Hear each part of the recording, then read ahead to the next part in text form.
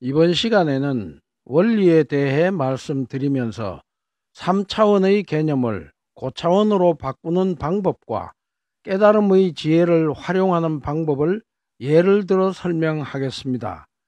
진여는 인간의 어떠한 개념도 다 초월해 있기 때문에 진여에 대해서는 무엇이라고 직접적으로 언급하는 것을 허락하지 않습니다.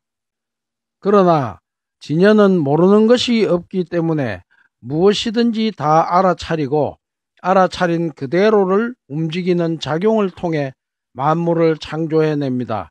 이것을 가리켜 전지전능이라 합니다. 진여는 우주가 생기기 이전부터 본래 항상한 것이기 때문에 만상의 최초입니다.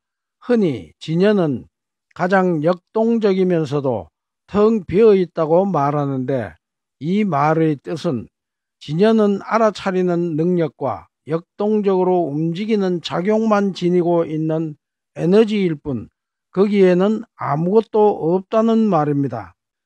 다시 말해서 인간의 어떠한 어느 문자도 붙을 수 없을 뿐만 아니라 명상이나 수행 등 그 무엇으로도 직접 체득되어 진여와 같아질 수 있는 대상은 아닙니다.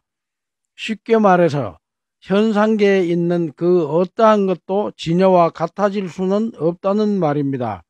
진여에는 몇 차원이라는 말도 붙을 수 없기 때문입니다.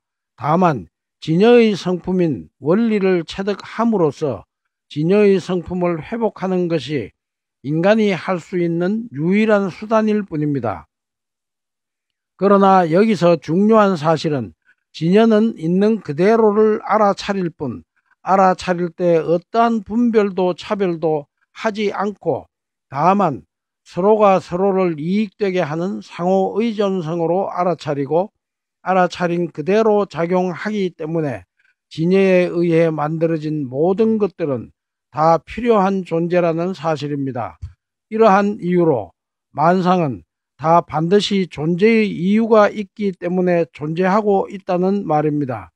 예를 들어 인간 중심으로 보면 나쁜 것도 있고 좋은 것도 있으나 우주 전체로 보면 나쁜 것은 있을 수 없다는 것이 진실입니다. 이 진실에서 진여의 성품인 원리가 다 나온 것입니다. 지금까지 한 말은 깨달음으로 가는 데 있어 가장 중요한 핵심이기 때문에 많이 반복될 것입니다.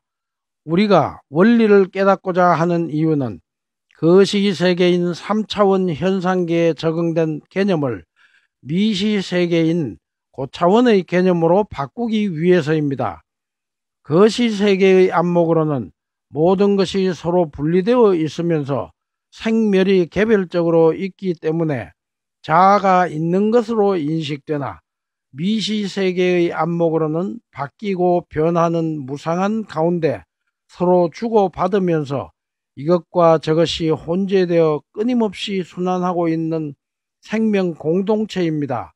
다시 말해서 자아가 있다는 개념을 자아는 본래부터 단 한 번도 없었다는 개념으로 바꾸는 일이 깨달음의 전부라고 말해도 과언이 아닙니다.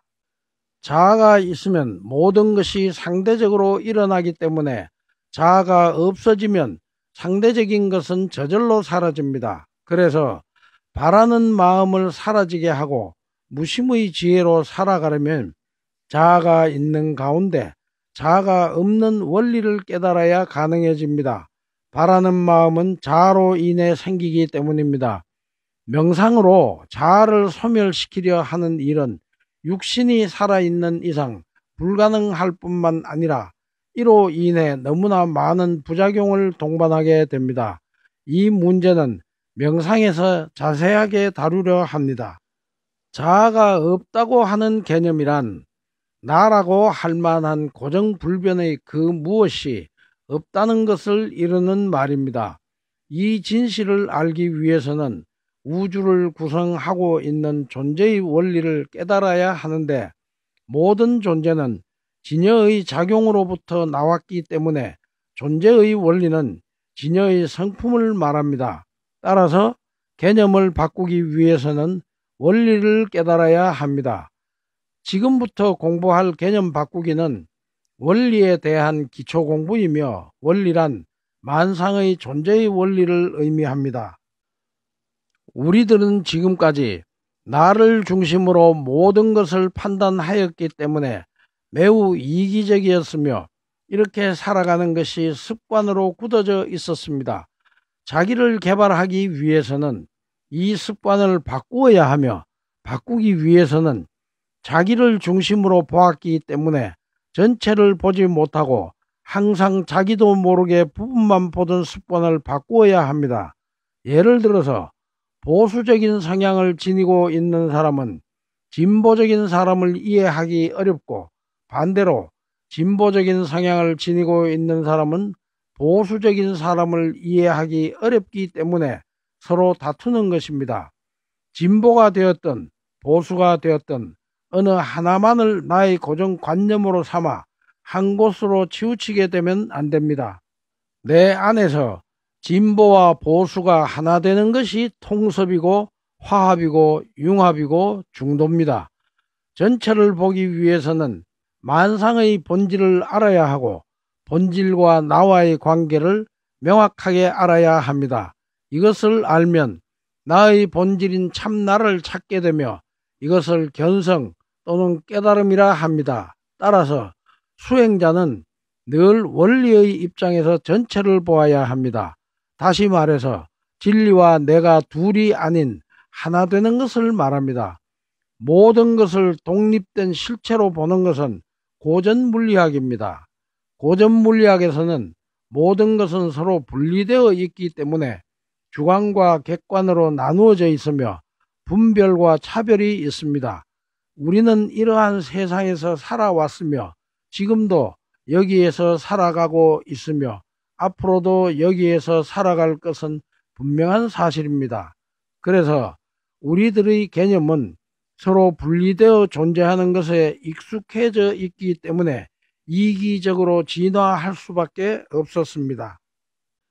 그러나 양자 물리학이 등장하면서 자연의 본질이 드러나고 그동안 독립된 실체로 존재하는 것으로 알고 있던 존재의 실상이 양자적으로는 서로 얽혀 있기 때문에 때려도 뗄 수 없는 하나의 생명 공동체라는 사실이 밝혀짐으로써 그동안 상반되는 모든 개념이 한꺼번에 다 무너지게 되었습니다.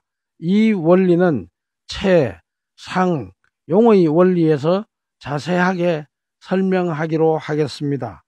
원리 강의로 바로 들어가면 우리들이 가지고 있는 개념과는 너무나 달라서 이해하기 어려우므로 간단하게 3차원의 개념과 고차원의 원리를 비교 설명하고 원리가 실생활에 어떻게 적용되는지를 함께 살펴보도록 하겠습니다.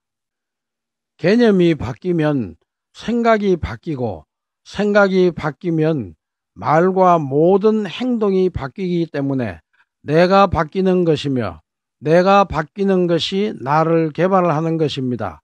개념을 바꾸기 위해서는 현상에 집착하기 때문에 그것에 가려서 알지 못하던 본질을 찾아야 하고 본질을 찾기 위해서는 진실에 접근하는 데 필요한 몇 가지 중요한 개념을 먼저 이해해야 합니다.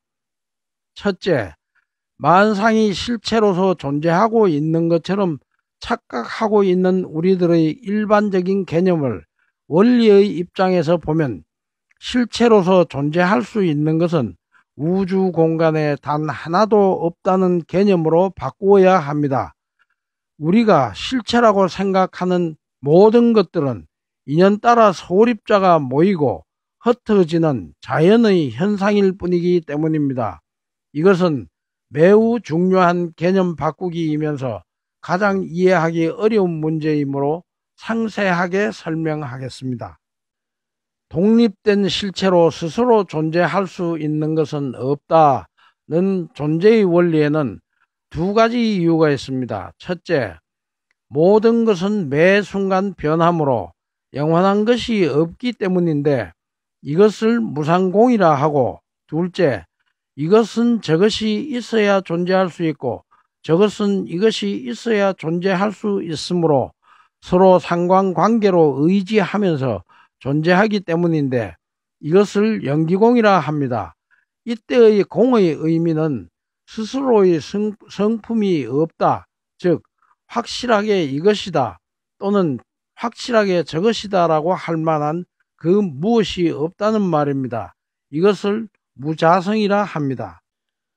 오늘 강의는 이것으로 마치고 다음 시간에는 무상공과 연기공에 대해 말씀드리겠습니다.